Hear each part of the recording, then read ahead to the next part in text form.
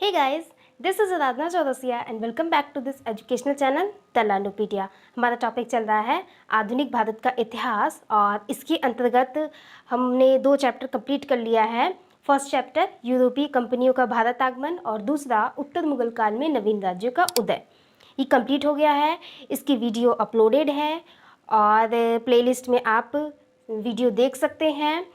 और इसकी पीडीएफ मैंने टेलीग्राम पर अपलोड कर दी है, वहाँ से आप डाउनलोड कर लेना। आज का हमारा तीसरा चैप्टर होगा, इसी आधुनिक भारत इतिहास में ही तीसरा चैप्टर होगा ब्रिटिश नीतियों का भारत पर प्रभाव। नाम से स्पष्ट है, ब्रिटिश नीतियाँ मीन्स ब्रिटेन की ब्रिटेन मीन्स जो ब्रिटिश अंग्रेज थे उनकी कौन कौन सी नीतियाँ होंगी। नीतियों के अंतर्गत हम देखेंगे साम्राज्यवादी नीति, फिर आर्थिक नीति, शैक्षिक नीति, प्रशासनिक नीति, सांस्कृतिक या सामाजिक नीति और प्रेस नीति। इन सारी नीतियों को देखेंगे। 6 पॉइंट होंगे, जिसमें आज हम सिर्फ इस वीडियो में साम्राज्यवादी नीति को कंप्लीट करेंगे, क्योंकि ये अपने आप में ही एक चैप्टर है, बड़ा चैप्टर है। ध्यान से सुनिएगा, सब समझ में आ जाएगा।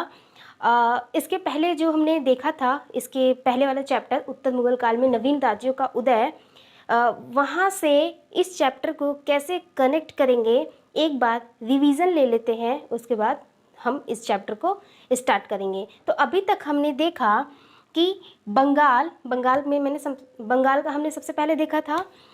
बंगाल जो 1765 में इलाहाबाद की द्वितीय संधि के साथ ब्रिटिश भारत में विलय हो जाता है। फिर इसके बाद मैसूर, ये 1799 में फोर्थ मैसूर आंग्ल मैसूर युद्ध के बाद ये ब्रिटिश भारत में शामिल हो जाता है। वोडियार वंश वहाँ पे चलता तो आज भी है, लेकिन वो कठपुतली जैसे बन जाते हैं। फिर अवध 1856 में इस पर क्या होता है, कुशासन का आरोप लगाया जाता है और ब्रिटिश भारत में शामिल कर लिया जाता है। फिर इसके बाद मराठा 1819 में, मराठा कई पार्ट में ये डिवाइड हो जाता है, जिसमें से निकलते हैं होलकर जो इंदौर चले जाते हैं, गायकवाड़ जो बड़ौदा में रहते हैं, फिर पेशवा ये पुणे में रहते हैं। पुणे भी चला जाता है हड़प नीति के अंतर्गत। फिर अभी हड़प नीति आगे एक्सप्लेन करेंगे। फिर भोसले ये भी चले जाते हैं। फिर छत्रपति सतारा में रहते थे, ये भी हड़प नीति से चले जाते हैं। फिर इसके बाद सिंधिया ये ग्वालियर में रहा करते थे। मीन्स अब जितने भी हैं ये सब अंग्रेजी पपेट बनकर काम करते हैं, बस गद्दी पर बैठे रहते थे। बाकी जो उन लोग को माइंड करना होता था वो ब्रिटिशों का होता था। इसके बाद जाट को हमने देखा था 1805 में, ये विलय हो जाते हैं ब्रिटिश भारत में। फिर पंजाब देखा, सिंध को देखा, पंजाब इसके बाद है, जैसे मैंने लास्ट में सिंध को ही बताया था। सिंध ईयर वाइज अगर देखेंगे तो 1843 में इस पर कुशासन का आरोप लग जाता है, सिंध के अमीरों पर कुशासन का आरोप लग जाता है और फिर ये ब्रिटिश भारत में शामिल हो जाता है। और इसके बाद पंजाब 1849 में ये कब्जा कर लेते हैं, महाराजा दिलीप सिंह रहते हैं, वो अंग्रेज उन्हें इंग्लैंड भेज देते हैं और फिर उनकी पेरिस में उनकी मृत्यु हो जाती है। और इधर 1849 में ही ब्रिटिश भारत में पंजाब शामिल हो जाता है। तो इतनी चीज़ें समझ में आई, ये सारी इन सब पर मैंने वीडियो बनाई हुई है, आप देख लीजिएगा। प्लेलिस्ट डिस्क्रिप्शन बॉक्स में भी मैं प्रोवाइड कर दूंगी। तो चलिए अब अपने चैप्टर पर चलते हैं, जिसका नाम है ब्रिटिश नीतियों का भारत पर प्रभाव। अब तो ये है, यहाँ पर ये है कि ये सारे राज्यों पर ब्रिटिशों का अधिकार हो चुका है। अब वो कैसे इन राज्यों पर नियंत्रित करेंगे, कौन कौन सी नीतियां अपनाएंगे, नियम कानून लागू करेंगे, जिससे अब यहाँ के लोगों को प्रताड़ित करेंगे नीतियों से। मीन्स अपने जो नियम कानून लाएंगे उससे क्या होगा, यहाँ की जनता अब प्रताड़ित होगी। तो कैसे कैसे होती है, तो इसमें हम देखेंगे सबसे पहले साम्राज्यवादी नीति। साम्राज्यवादी नीति से स्पष्ट है साम्राज्य का विस्तार करने के लिए ये तरह तरह की नीतियां अपनाएंगे, जिसमें दो नीति बहुत इम्पॉर्टेंट है। फर्स्ट है सहायक संधि और दूसरा है व्यक्तिगत सिद्धांत, या कहें हड़प नीति, या कहें गोद निषेध प्रथा। क्लियर इतना? आइए देखते हैं। सहायक संधि मैंने बहुत बार नाम लिया है पिछले चैप्टर्स में। मैंने बोला था कि आगे एक्सप्लेन करेंगे। अब यहाँ पर हम सहायक संधि को देखते हैं। तो सर्वप्रथम सहायक संधि फ्रांसीसी गवर्नर डुप्ले ने प्रयोग किया था, लेकिन इन्होंने प्रयोग किया था छोटे स्तर पर। और इसे लागू किसने किया? ब्रिटिश गवर्नर लॉर्ड वेलेजली 1798 में अवध पर। अवध सबसे पहला राज्य होता है जहाँ पे सहायक संधि का प्रयोग हुआ रहता है। अच्छा, सहायक संधि मतलब है क्या इसमें, वो भी तो जानना है।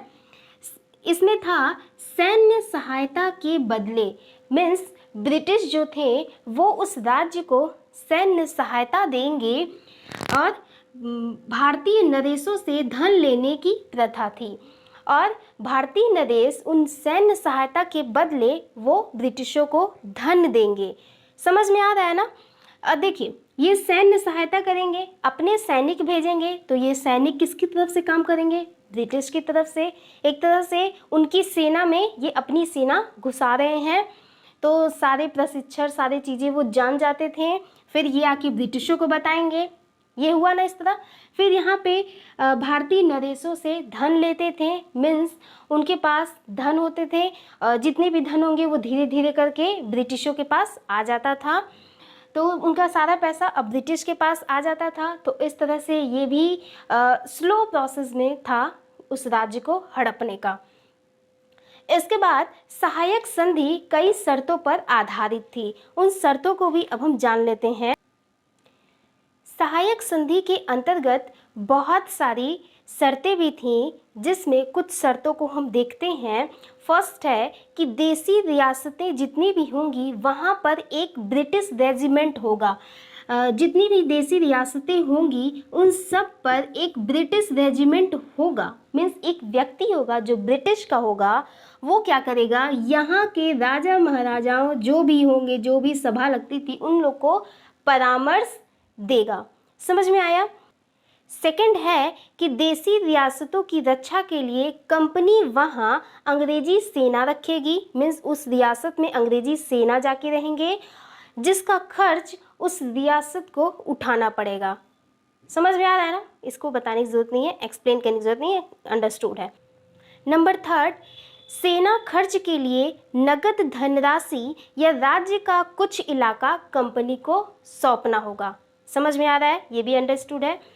फिर नंबर फोर्थ कि भारतीय रियासतें अपने मन से कोई भी डिसीजन नहीं ले सकती हैं। अगर वो किसी के साथ संधि कर रही हैं, किसी शत्रु राष्ट्र के साथ, राष्ट्र नहीं राज्य या रियासत के साथ संधि कर रही हैं, या तो यूरोपीय कंपनियों के साथ संधि कर रही हैं, ब्रिटिशों को छोड़कर, मान लीजिए कोई और यूरोपीय कंपनी है, मान लीजिए वो डच हो सकती है, फ्रांसीसी हो सकती है, पुर्तगाल हो सकती है, इन सब के साथ भी अगर वो संधि कर रही हैं या उनके साथ व्यापार कर रही हैं या उन्हें नौकरी दे रही हैं या उन्हें शरण दे रही हैं, ये सारे काम अब वो ब्रिटिश से पूछ कर करेंगे। वो अपने मन से ये डिसीज़न नहीं ले सकते हैं।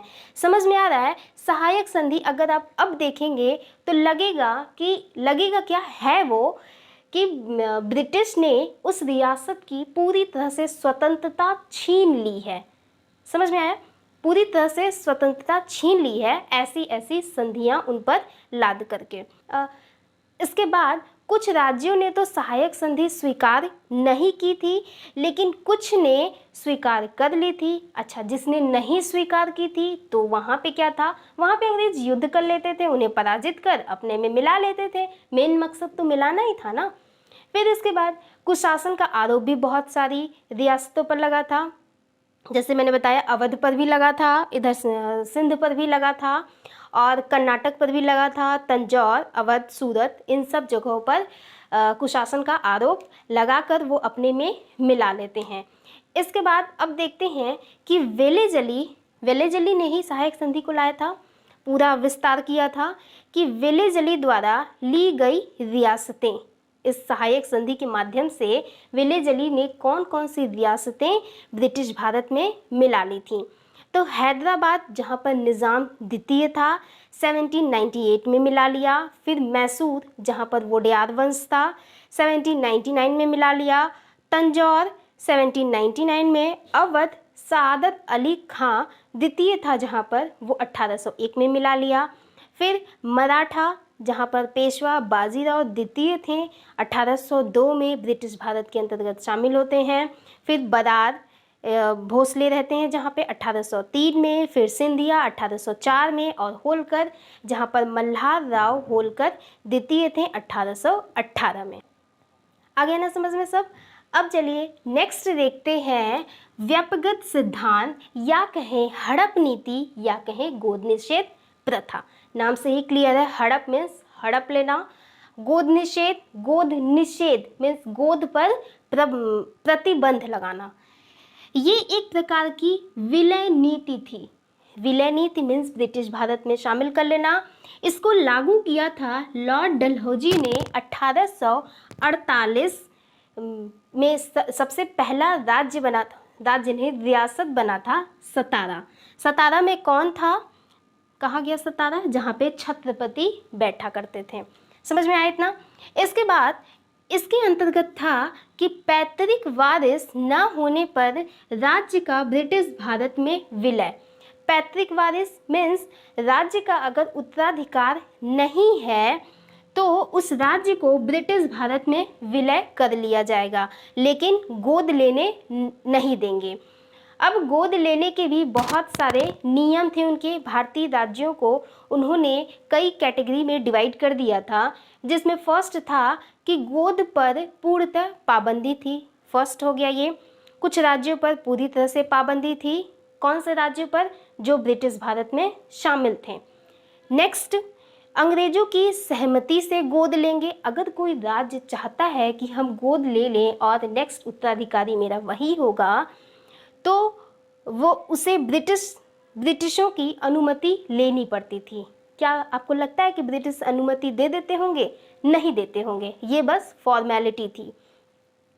थर्ड नंबर, गोद में कोई हस्तक्षेप नहीं होगा। कौन से राज्यों पर हस्तक्षेप नहीं होगा ब्रिटिशों का?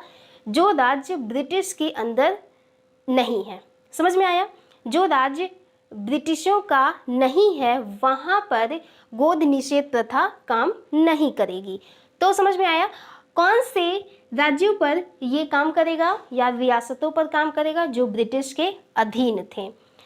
नेक्स्ट देखते हैं, कुछ राज्य थे, अधिकृत रियासत थे, उनका नाम देख लेते हैं। जैसे जयंतिया, कोझिकोड, गुलेर, कन्नूर, फिर कित्तूर, कुटलेटर, कांगड़ा और कोडागू। ये सारे रियासत हैं जो ब्रिटिश भारत के अंतर्गत आ जाते हैं। इसके बाद और भी रियासतें हैं जो अक्सर एग्ज़ाम में पूछ लिए जाते हैं, जिसमें सबसे पहला रियासत रहता है सतारा। ये 1848 में ब्रिटिश भारत में शामिल होता है। फिर जैतपुर 1849 में, संभलपुर 1849 में, बघाट 1850 में, फिर उदयपुर ये 1852 में, झांसी 1852 में और नागपुर 1854 में। तो यहाँ पर हमारा ये चैप्टर कंप्लीट होता है। ये चैप्टर नहीं मीन्स ये पॉइंट कंप्लीट होता है। समझ में आ रहा होगा, पॉइंट कंप्लीट होता है। कभी कभी मुंह से कुछ इधर का उधर निकल जाता है तो समझ जाइएगा आप। तो हमारा ये वाला पॉइंट कंप्लीट हुआ। पहला पॉइंट साम्राज्यवादी नीति। और भी कई सारी नीतियाँ थीं लेकिन वो उतना इम्पॉर्टेंट नहीं है। ये दो नीतियाँ काफ़ी इम्पॉर्टेंट हैं, इनसे थ्योरी भी आती है लिखने के लिए एग्ज़ाम में और ऑब्जेक्टिव तो आते ही हैं। तो फिर मिलेंगे नेक्स्ट वीडियो में। इन सारे एक एक करके ही देखेंगे, एक साथ तो हो नहीं पाएगा क्योंकि ऑलरेडी सबसे बड़ा तो ये वाला है, आर्थिक नीति देखना होगा। फिर और क्या है, सांस्कृतिक नीति को भी हम कई चरणों में देखें, चरण में डिवाइड है। इसके अंतर्गत आएगा भू राजस्व, फिर बैंकिंग, फिर उसके बाद इनका और क्या था, कृषि कानून इनके क्या क्या थे, कैसे वो पैसे वसूलते थे, तो आर्थिक नीति में देखेंगे। फिर शैक्षिक नीति में शिक्षा का विकास देखेंगे, कैसे हमारा जो भारत था वो प्राचीन चीज़ों को पढ़ता था, प्राचीन ग्रंथों को पढ़ा करता था, धीरे धीरे ये अंग्रेजी चीज़ें लाकर थोप देते हैं और फिर हमारी प्राचीन ग्रंथ गायब होने लगती हैं। तो शैक्षिक नीति में हम ये सब देखेंगे। फिर प्रशासनिक नीति देखेंगे। प्रशासनिक नीति में पुलिस व्यवस्था, न्याय व्यवस्था और क्या है, और जब होगा तब बताएंगे। पॉइंट जब सामने रहते हैं तो समझ में आते हैं। फिर प्रशासनिक नीति में, फिर सांस्कृतिक नीति को इसको कई चरण में देखेंगे। फिर प्रेस नीति देखेंगे, कैसे प्रेस आता है, कैसे प्रचार होता है, जब प्रेस का भारत में विकास हो जाता है तो किस तरह से ब्रिटिश भी प्रेस नीति का प्रयोग करते हैं, और फिर भारत के जो लोग थे, भारत के जो आंदोलनकारी थे, वो लोग भी इसका भरपूर फ़ायदा उठाए रहते हैं प्रेस नीति का। तो ये सारी चीज़ें हम देखेंगे। बहुत ही इंटरेस्टिंग चैप्टर है, स्किप मत करिएगा कोई भी वीडियो, ध्यान से पढ़िएगा, सब समझ में आएगा। मिलेंगे नेक्स्ट वीडियो में, तब तक के लिए अपना और PDF डाउनलोड कर लीजिएगा, टेलीग्राम पर अपलोड कर दिए हैं। मिलेंगे नेक्स्ट वीडियो में, तब तक के लिए take care and bye bye.